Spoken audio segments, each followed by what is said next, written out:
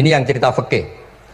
Dulu Ahlul Madinah itu mangga itu masih pentil sudah dijual. Pentil dijual harganya 2 juta. Masa iya pentil harganya 2 juta? Karena dengan asumsi sudah jadi mangga. Tapi ketika Nabi datang di Madinah dan penduduk Madinah itu abkhosna sikailan, orang paling buruk dalam pertimbangan dalam jual beli. Nabi cara ngendikannya itu unik. Aro'aitum lau anna waha yamna'us samra fabima yastakhillu ahadukum mala akhi.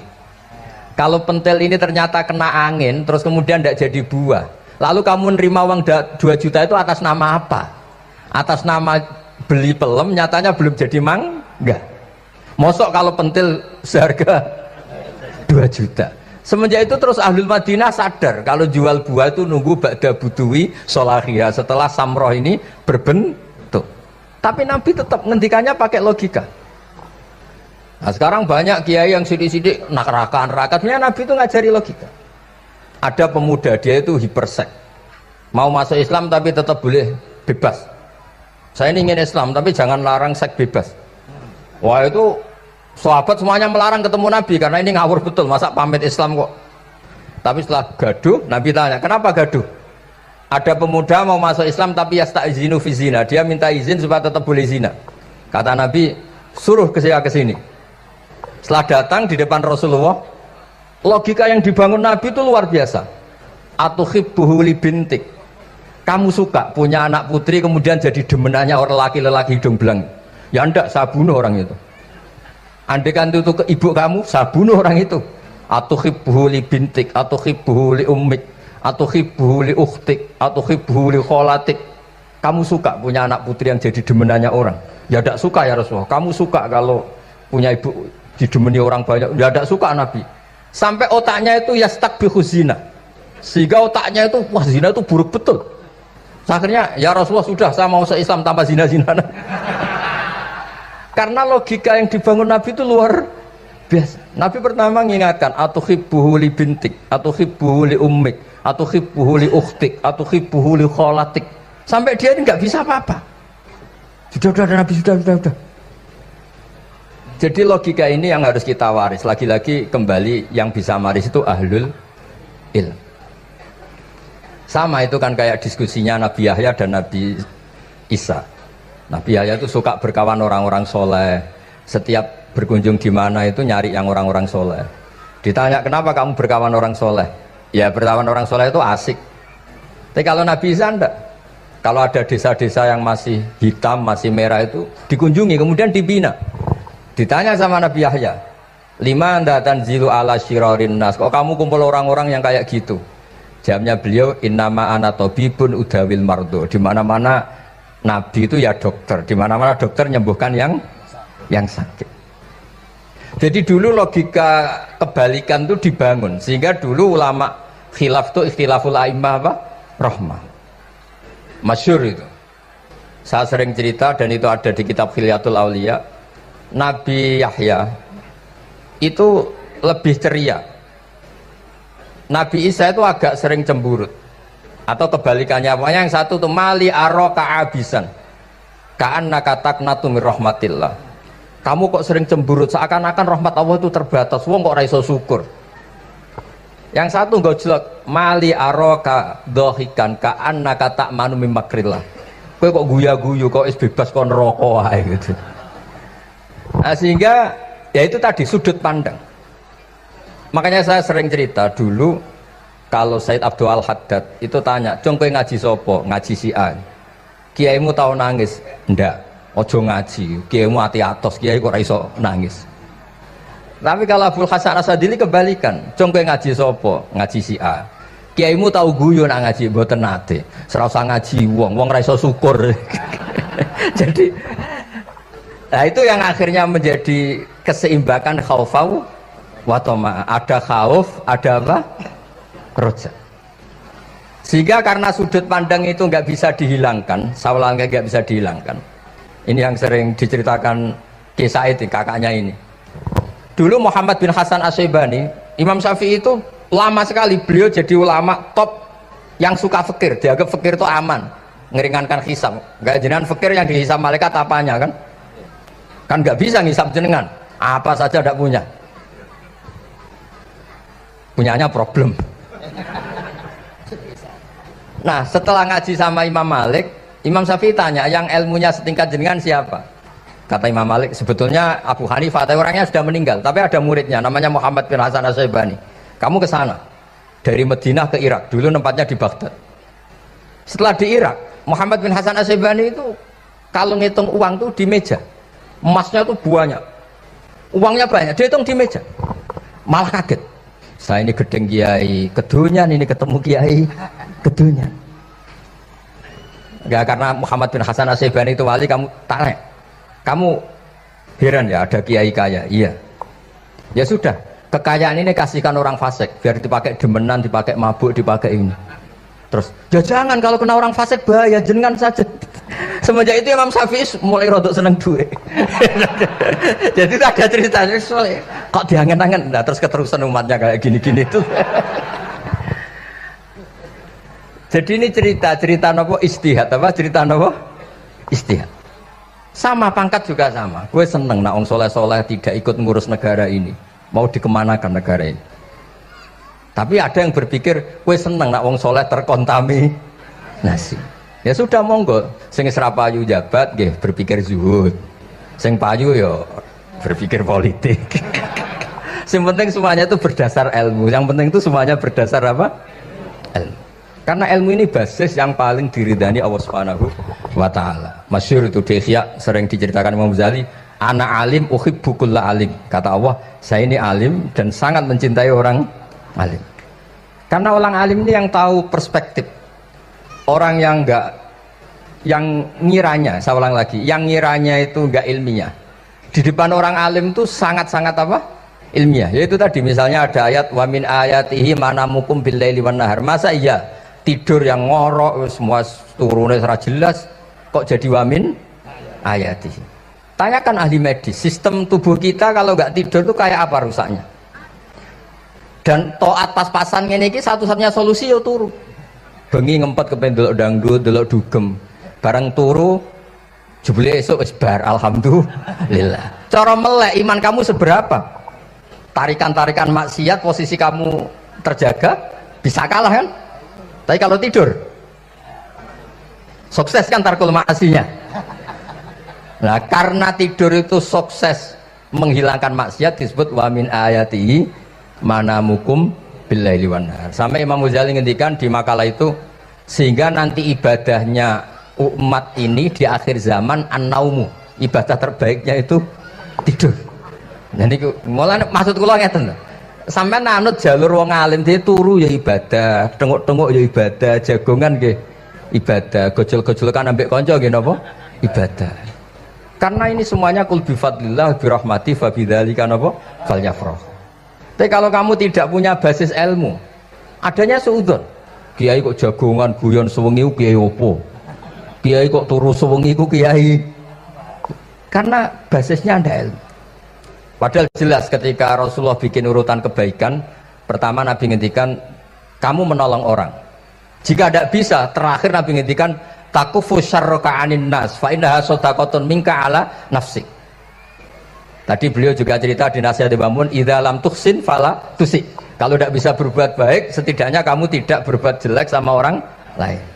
Dan potongan ini paling gampang apa? Tidur kan? Wis sampeyan nak turu wis ra zina, ra maling, ra ngrasani wong wis ora tusik. Nah, dengan konstruksi usul fikih seperti itu kamu tahu kualitas ayat wa min ayatihi manamukum billaili wan nahar. Ya sama, ternyata makan itu yang menjaga nyawa, ternyata makan itu yang menjadikan syukur. Kalau kamu nggak percaya puasa, sampai nak poso gedang goreng mewah, gedang goreng mewah, air satu teguk itu mewah. Makanya kalau lama dulu ada santri kepengen mangan enak, ya saya ingin mangan enak gini-gini, caranya gimana? Itu rumusnya ada sate, ada mie ayam. Idamuhu alju. Kalau kamu ingin enak, lauknya itu lapar. Ya kita kalau puasa itu semuanya kan enak. Nah itu lagi-lagi basisnya itu ilmu. Nah sekarang banyak orang yang sudah tidak peduli dengan ilmu. kayak ijazah dilakoni kan. Jadi kayak wiridan la ilaha illallah itu sebetulnya harus dibarengi dengan ilmu. Ini yang terakhir supaya nggak lama-lama. La ilaha illallah itu basisnya ilmu. Surga yang begitu mewah itu dibikin juga bagi yang melafadzkan la ilaha illallah. Neraka yang begitu ekstrim, sampai kalau benda dijatuhkan dari atas ke neraka itu sampai bawah nunggu 70 tahun. Bisa kamu bayangkan kalau kamu di dalam naiknya susah itu. Ini dijatuhkan ke neraka itu sampai bawah nunggu berapa? 70 tahun. Loh, neraka sebegitu ekstrim itu dibikin untuk yang menolak la ilaha. Berarti kalimat ini kalimat spesial. Kalimat yang neraka dibikin ya atas nama itu yang menolak, surga dibikin juga atas nama itu yang menerima. Itu satu saktinya la ilaha illallah. Sakti kedua, orang kafir 70 tahun ngelafadzkan la ilaha illallah sekali langsung dihukumi mukmin. Yufar lahum maqad salam. Qul lil ladzina kafaru iyantahu yufar lahum maqad salam. Orang yang melafadzkan la ilaha illallah Muhammadur Rasulullah itu dosa 70 tahun kafir itu hilang semua. Tapi gara-gara ada ilmu terus diumumkan tahlil dening Kiai Haji Niam mesti sing nguri wah sawi gue mesti gue. Padahal kalau kamu tahu ilmunya tadi ini kalimat yang luar biasa, kalimat yang bisa melebur dosa. Bahkan dalam madzhab Sadiliyah itu unik. Kalau kamu wiridan la ilaha illallah itu jangan istighfar dulu, istighfarnya belakangan. Alasannya Abdul Hasan As-Sadili itu fa'lam annahu la ilaha illallah wastaghfir li dzambik li hadhil kalimah. Orang kafir 70 tahun dia istighfar 100 kali enggak akan dimaafkan Allah. Tapi ngelafatkan la ilaha illallah langsung dimaafkan. Jadi orang bisa dimaafkan tuh barokahnya la ilaha illallah.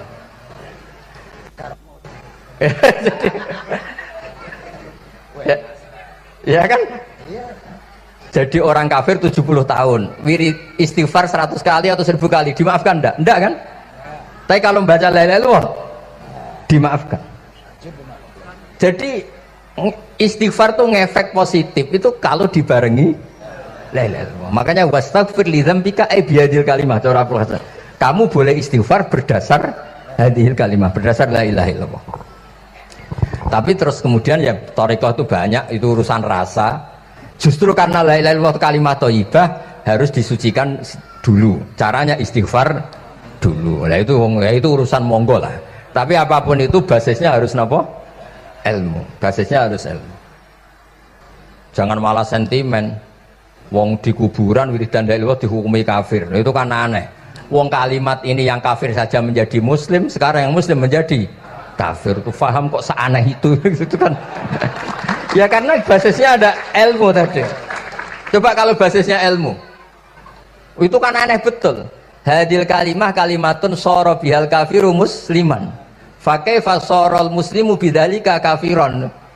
Ini kalimat yang kafir saja menjadi muslim. Masa dengan kalimat yang sama yang muslim menjadi aneh gak? Aneh. Jadi kalau suwon pokoknya basis ilmu harus sekuat-kuat. Caranya gini nagih kiai kon sregep mulang aja politik terus ngono. Tapi politik itu bagian dari ilmu, wis ora iso diterangno lho. Nggih ngoten mawon. Assalamualaikum warahmatullahi wabarakatuh.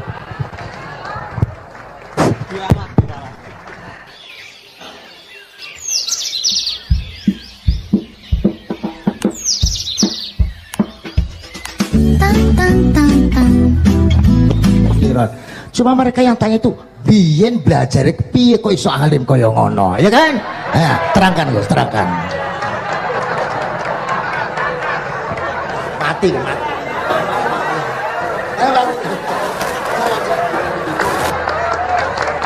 Setuju kan? Setuju? Sila. Asal dakaik.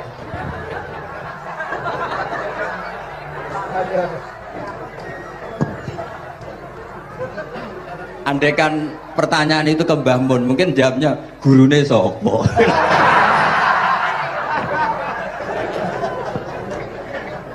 Tapi mungkin kalau ke mbah-mbah saya yang juga babanya nih pihak juga Pak Abdul Aziz, mungkin putuku.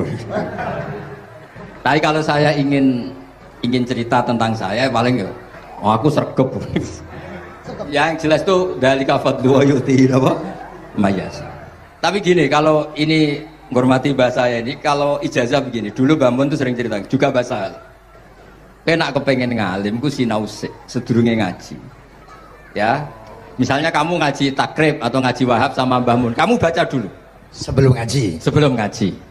Nah, setelah dibaca, misalnya kamu baca rofa, kok Mbah Mun baca jer, kamu baca jer, Mbah Mun baca rofa, berarti goblok tulen. Karena semua teori Anda kok salah. Ya misalnya Mbah Mun baca wadakaro sapa al-musannifu, kamu baca wadakaro musannif. Berarti kan goblok banget itu. Ya kan ada cerita gitu, ada orang tuh nggak tahu betul. Gus maknanya lam tardiman itu apa? Lam tardiman. Dicari di kamus tuh udah ada. Ternyata itu di khat lam tarodaman. Dia baca satu lam tardimannya dicari di kamus sampai hidup mati lagi agak ada. Nah, jadi kamu baca dulu, misalnya di bab khat lam taro ngali sapa mar'ah daman ing geteh. Ternyata ngaji Mbah Mun paginya jadi baca lam taro daman. Jadi kalau kamu malamnya baca lam tardiman loh kok. Jadi itu kata Dewi Mbah Mun mergo sorokan kabeh santri ku ora mungkin. Carane ngecek kebenaran Anda itu maca sik. Nanti kalau kemiripannya 50% ya separuh alim. Kalau 70% ya serondo alim. Tapi nanti kalau kemiripannya sampai 100% dan berkali-kali, ya berarti kan sudah luar biasa. Jadi yang ngaji sama Ki Mustafa, Ki Niam, saya mohon santri-santri itu belajar dulu, biar bisa ngecek nanti guru saya baca kayak apa. Waduh salah ya. Kenapa lah? Waduh salah. Karena kiai itu kalau salah ya mau ngalah. Ini ceritanya Mbah Mun betul. Ada kiai nggak tahu apa kakean mergawe kakean politik nggak tahu. Wal babi lan walang. Terus ada santri, kula gak ada makna kok walang, lawang. Ya walang sing lawang tuh. Mau ngalah. Terus watini lan wit alu. Gurune maca alu. Kula gak ada makna kok elo. Lah ya wit telu kena go alu. Tapi saya menangi kiai itu kalah sama santri itu. Saroko nyolong sapa wong albedo tangi anduk. Terus gurunya kaget. Cung kok anduk, Cung? Bareng didelok endok. Karena kalau pegon kan anduk sama endok itu padha wae. Ini padha. Tapi kiainya akhirnya kalah. Memangnya nyolong anduk boleh? Yo ora, Cung, yo haram, yo padha wae kalau gitu nyolong. Nyolong endok ya haram, nyolong anduk haram. Lo cerita itu masyhur itu. Kalau cerita yang terkenal di Lirboyo itu kan ada santri dari Jakarta di kelas.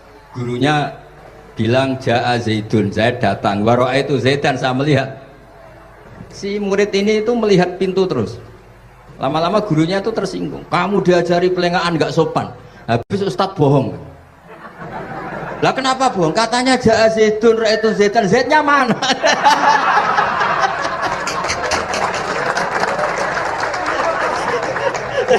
Dia gak ngerti.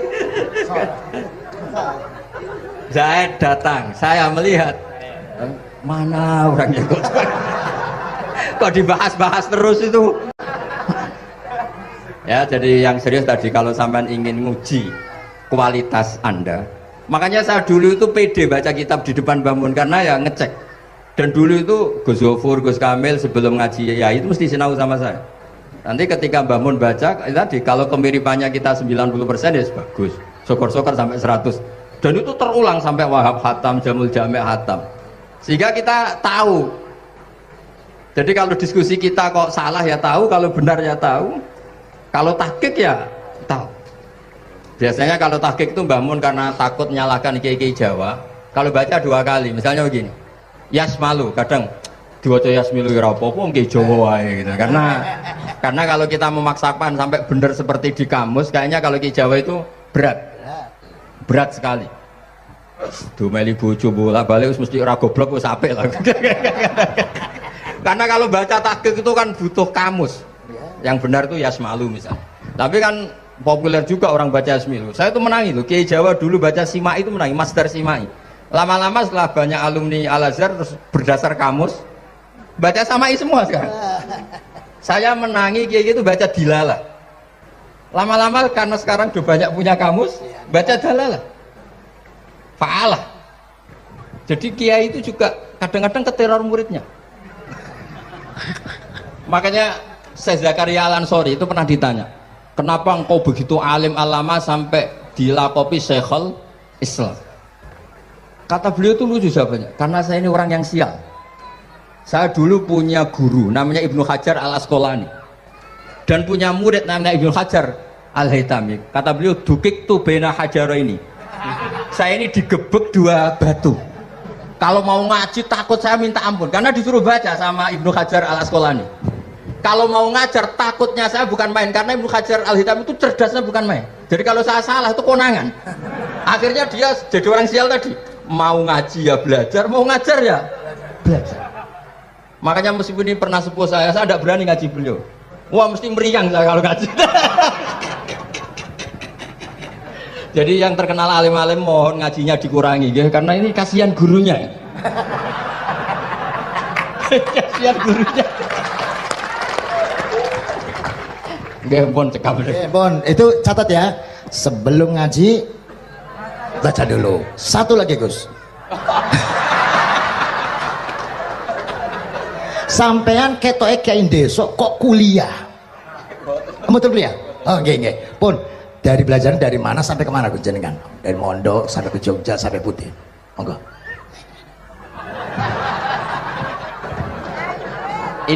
Ini karena sesuai kontrak, nggak boleh nyulayani janji sekali aja sekali tak tekno Gus. Jadi sebetulnya kalau di ilmu saya kan sering ketemu ahli geologi, ahli sosiologi. Sebetulnya di ilmu kita, saya kan lama di Jogja dan itu yang saya pakai juga ilmu zaman di pesantren. Misalnya sosiologi itu kan ada mukadimahnya Ibnu Khaldun. Itu kan teorinya luar biasa. Misalnya begini, kenapa Rasulullah itu harus dari suku Quraisy, suku yang sangat terhormat di Mekah?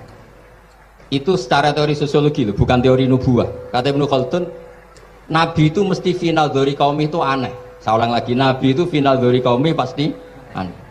Nah masa aneh-aneh ini ditoleransi oleh umatnya karena beliau dari suku yang terhormat. Coba kalau dia dari suku, beliau dari suku yang hina, pasti pas aneh-aneh langsung diadili. Ya kalau di NU lah, ndak Gus Dur kok bikin aneh-aneh di NU kan langsung tuntas. Tapi berhubung Gus Dur cucu Mbah Hasyim, orang itu mentoleransi, bahkan mengira jangan-jangan teori beliau lebih baik ketimbang kita. Nah makanya terus kata Ibnu Khaldun, ma ba'atsawu nabiyan illa fi mana'atin min qaumin, tidak ada nabi diutus kecuali dari kaum terbaik supaya masa-masa transisi ini nggak ada perlawanan. Nah itu namanya sosiologi. Sehingga beliau ngendikan, ini versi tarikh bukan versi Ibnu Khaldun saja. Ketika sahabat disuruh hijrah karena disakiti orang kafir Quraisy, lah engkau sendiri ya Rasulullah, saya ini orang Quraisy, nggak akan ngalami yang seperti Anda alami. Nah itu namanya sosiologi. Begitu juga matematika. Saya sering ketemu pakar matematika dari UI, dari UGM. Misalnya bilang zakat kan 2,5% misalnya zakat hijrah. Saya bilang kalau ngitung itu porogabit, padahal kita zaman sekolah porogabit itu pantangan. Tapi saya bilang saya punya matematika lebih cepat. Apa itu Pak Pak? Kalau manggil saya Pak Pak. Kalau di kitab disebut rubu'ul usyur apa? Jadi bertahap. Misalnya 1 juta, usurnya akan 100.000. Setelah 100.000 rubuknya 25.000. Itu kita tidak usah pakai catatan bisa. Nah itu matematika Arab. Makanya orang Arab tuh nggak bisa nulis, tapi matematikanya cepat karena bertahap. Misalnya 1 miliar ya cari aja usurnya 100 juta. Berarti rubuknya 25 juta. Berarti 2/5, 2,5-nya 1 miliar itu 25 juta. Tapi kalau orang Arab bilang itu rubul usur. Diusurkan dulu baru dirubuk. Misalnya 6, 2/3 6 berapa? Orang Arab bilang sulusan. 6 sulusnya 2. Sulus 2 kali berarti 4. Sama misalnya zakat zuro. Zakat zuro itu kan al usur sama nisful usur. Berarti misalnya kalau tidak disirami ya, tidak biaya, zakatnya itu 10%, berarti per 100 10. Nah sekarang kalau 10 ini kan berarti 1/10. Lah nanti kalau disirami pakai biaya namanya nisul usyur, berarti 5. Jadi orang Arab itu nggak mau langsung bilang 5 karena kalau 100 dibagi 5 itu apa jadi 5 itu mikirnya panjang. Jadi diusurkan dulu terus nanti dibilangkan nisful usyur. Nah, jadi ilmu khazanah kita ini sudah luar biasa. Nah, itu makanya terus orang Arab kalau ngitung matematika itu tidak usah tulisan, tidak usah porogabit karena bertahap tadi. Jadi misalnya 2,5 bahasannya apa? Rubu'ul usyur. 1 miliar, usurnya berapa? 100. Rubu'nya berapa? 25. Nah ini semoga buatan ngingkari janji. Wassalamualaikum warahmatullahi wabarakatuh. Matur. Sebetulnya masih ada satu lagi, cuma ampun. Beliau adalah sangat hafal dengan nu'util masyayikh.